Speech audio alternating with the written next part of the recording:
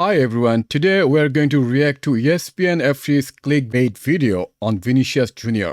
The title of the video is called "Is There a Friction Between Vinicius Jr. and Xabi Alonso?" Here's the thing, there is no friction. We know that for a fact. What Xabi is doing is trying to get best out of this team. However, ESPN, as usual, try to make some clickbait videos, make up some fake stories, and today we're going to react on that. LaLiga all belong to Real Madrid. After that, after the Ballon d'Or boycott, they've done nothing but complain about referees. Now, of course, this is not just Vinicius Jr.'s fault, but what's interesting with the story and the narrative around Vinny Jr. at the moment is we saw again, he was clearly unhappy being substituted at the weekend. There is clear friction between Xabi Alonso and Vinicius Jr. It's interesting on the weekend, Xhaka brought up the fact that, Vinicius Jr. is seeing this Real Madrid side go forward without necessarily him in it, Robbo. And I'm wondering if you're Xabi Alonso, how you address that. Okay, so what friction we are talking about? Because we haven't seen any friction, any drama at all. Yep, Vinny was a little angry when he was subbed out, and that's normal, right? The other way we know that there's a friction, that would be if, say, Vinny spoke to media and he clearly told the media that, yes, there is a friction, and Xabi is not giving him the opportunity.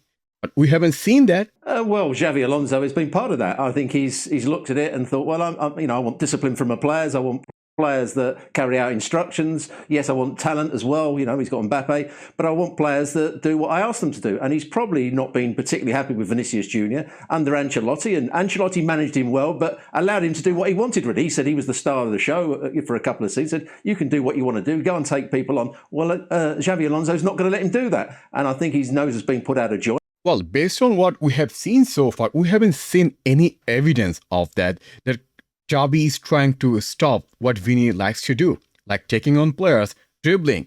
No, every coach would like to see that actually. It's the opposite. Now you're saying, oh, Carlo used to give him freedom, but Xabi doesn't give that. No, we don't see that. Xabi did not tell Vinicius to stop dribbling. And also this dip in Vinny's form, what we have seen, is not recent. I mean, although he played really good in last match, Levante, but before that, the dip I'm talking about, it's not like new. It's not just after Xabi came, suddenly changed. Then we could blame Xabi. Yeah, it's because of Xabi's tactics. Vinny is not playing well. He's not performing the way he should be playing. It's been happening since last year. He hasn't played anywhere near as well. He's lost his confidence. He's lost probably a little bit of his arrogance that he had when he was playing very well. And as a result, he's not always going to be picked in the team, and other players are playing much better. And Mbappe has certainly come to the fore this season and looked a mile ahead of Vinicius Jr. So it's a worry for him. He's got to get his confidence back. He's got to play well when he's given the opportunity. And when he does get taken off, not sulk too much. Again, subbing off players, taking out players on time is the most important characteristic of modern coach. All the Real Madrid fans, including me, many of you are also complaining with Carlo Ancelotti that he is not doing rotation, he is not doing sub on time. Now, because Xabi is doing, now we are complaining. That doesn't make any sense. So far, what Xabi has done, I don't have much disagreement. I think he's doing fantastic job so far, and he's managing all the players as the way it should be. No player is better or above the club. They should accept that. The coach will make a decision, and they have to accept it. What you have done before, multiple Champions League, yes, that's a great job. That's a great achievement. But that's past. Just because you have done so well in the past, that doesn't mean anything for current or present situation. Just think about, just bring on CR7 because he won us 5 Champions League and play him every match now. That doesn't make sense. If you want to play, if you want to start every game, you just have to do your job. Play the best possible. It's interesting, Gavin.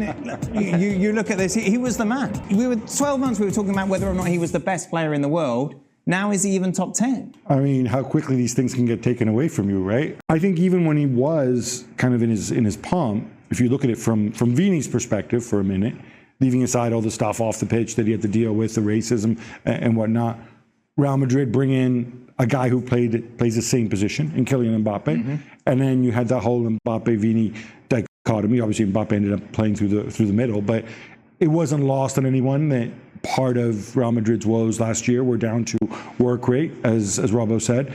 And then on top of that, there's two other big factors. One, Rodrigo over the summer, this whole kind of pretending like they're going to move him on. Xabi Alonso's a practical guy. Once Rodrigo doesn't move on, he says, you know what? Mastantuono's ripping it up. He's tremendous. Brahim Diaz works hard. Why don't I move Rodrigo to the left flank and let him compete with Vini for starting spot? That's where Rodrigo's at his best. And then there's the other elephant in the room, which of course is his contractual situation. Yep. He goes out of contract in 2020. If we just look at objectively, 12 months ago, as Dan pointed that Vini was the player, I disagree with that. If you take off last season, before that season, where we won the double, like we won Champions League, we won LaLiga. In Champions League, who was the best player? Vinicius Jr. In LaLiga, why we won the LaLiga that year? 1 year before? It's not Vinicius Jr., right? Our best player in La Liga, it was Jude Bellingham. In fact, I checked this stat today, if I'm not mistaken. In a single season in La Liga, Jude Bellingham has more goals than Vinicius in any season in that season. So that tells you that Vinicius was not the best player. He was one of the best players, you can say that, but not the best player. Again, Rodrigo is playing on the left side just because he's also a left winger. And we have seen last season when Vini was out for a few matches, actually 1 or 2 months if I'm not mistaken, he did incredible job. He was scoring some of the stunners. And people are blaming, maybe it's because of Vini, Rodrigo is not shining. I mean, there is some point to that. Rodrigo is also a very good player. And I really agree with Xabi that both should play on the left side and rotate. And some match Vini will play, and some match Rodrigo will play, and some match even Mbappe will be rested, and other players will play. And that's how it should be, right? I would even say that even Vinicius can also play in the right side. For example, look at the goal that he scored against Levante from the right side. Or maybe we can even try out. Who knows? We can do some dynamics. We can do some variations. 27, and the clock is ticking. Yeah, I was speaking to Gustavo about that, and he says there is no progress whatsoever from Real Madrid when it comes to Vini's contract at the moment, Shaq. Am I right in thinking the dynamic of that dressing room is that people don't care as long as you're winning? Like, no one's thinking, why isn't Vini playing more? Or what? Like, explain to me a little bit about that. To your point, not just that dressing room, any dressing room. Yeah. You win in. Let me pause here. So you were saying there is drama going on at Real Madrid and none of the players care because we're winning? That doesn't make sense because there's no drama. There's no rift between Xabi Alonso and Vinicius Jr. You are just making up. You are just inventing fake stories out of nothing. And here's a fun fact. That thing you were saying he was subbed out at 78th minute. That's almost 80 minutes. That's not like he was taken off in 45th minute. In that sense, I could see, okay, you can make some point.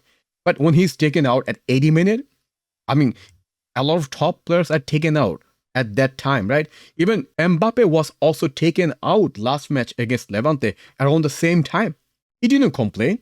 That's how it should be anyway. The start of the show talking about Dembele winning the Ballon d'Or. There's an argument to say he wouldn't have won it if Mbappe was still at PSG. Are we in a situation where Vinicius Jr, we've seen him trend downwards because of the arrival of Kylian Mbappe, which has taken his space up front and obviously denied him those opportunities that he would have taken in the past? I'm not quite sure that it's Mbappe that's caused the problems. I mean, Xabi Alonso is the man that's changed it in terms of how he perceives Vinicius Jr, I think. Ancelotti loved him. He saw that he was an absolute talent. He could go past people. He'd score goals out of nothing, and he was the leader. And he was the player that the crowd got up for and enjoyed watching. And Mbappe came in, and they didn't always work together particularly well, but they got better. Mbappe scored goals, and Vinicius Jr was still a good player for most of last season. It's been this year where the attitude has changed slightly and he doesn't look quite so happy and he's been taken off and he's not getting minutes. He was always going to be a fixture in the team. Not now, because Xabi Alonso has looked at it and said, well, I'm not sure about this and I'm not sure about that. And remember, Jude Bellingham's got to come back at some point. So how are they going to fit him in as well? Is there a market? Again, Robo just repeated what he has already said at the beginning of this video, just repeating and repeating the same point. However, one thing I would say, again, I'll repeat the same point that I just said. Vini's loss of performance is not just because of Xabi's change. Xabi changed because Vini's not playing his best. We know what Vini can do. We have seen that. Now, Vini's dip of form came just after his Ballon d'Or saga. Once he did not win the Ballon d'Or, something changed. His attitude, he said he'll do 10 times, but we did not see the same effect in his performance. Mentally, the Ballon d'Or affected him. That's the great question. I mean, Orso he's a system coach, and it's difficult to be a system coach at Real Madrid. But right now he has a contract. He just arrived. He's got all the leverage that I think he can wait it out for Vini.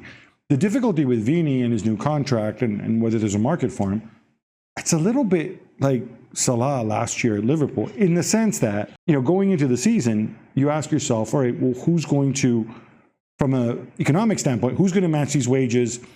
Only clubs that, other big clubs that are comparable in stature to Liverpool aren't going to give you that money. So really, Liverpool felt they had a lot of leverage. I think it's a similar situation here. If you're Real Madrid, realistically, where is Vinícius going to go? Who's going to give you a serious transfer fee for Vini, even with just a year left on his contract, which is what you'll have in the summer, and maybe even after a good World Cup? There were reports in Spain from El Chiringuito, they'll look to move him in January.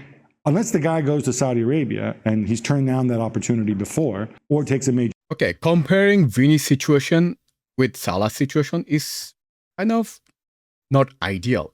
It's not comparable. Salah's situation is because of his age. He's a very good player, one of the best players right now. However, because of his age and the difference between Vini's age, that's the difference. Vini's not even his prime now. I think he's going to be in his prime, but he's still pretty young. So comparing those scenarios is not comparable to me. It doesn't make sense at all. And also, Vini is a player. He's one of the best left winger. I think many teams would like to have Vinicius Jr. Now, are they going to pay the salary that Real Madrid is paying? That's a different question. However, a lot of top teams are going to be happy to have him.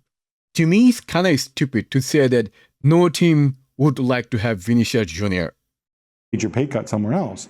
I just don't see that there's a market for him. And the best thing that he can do is buckle down, work hard, have a tremendous World Cup, win the World Cup under Carletto Ancelotti, and then you'll have a year left on your contract, and you'll hold all the cards, and you could write your own ticket.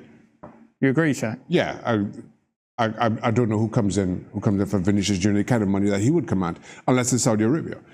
That they're the only place you figure can afford Vinicius's wages. Whether that's his motivation at this point, turned down a significant approach last year.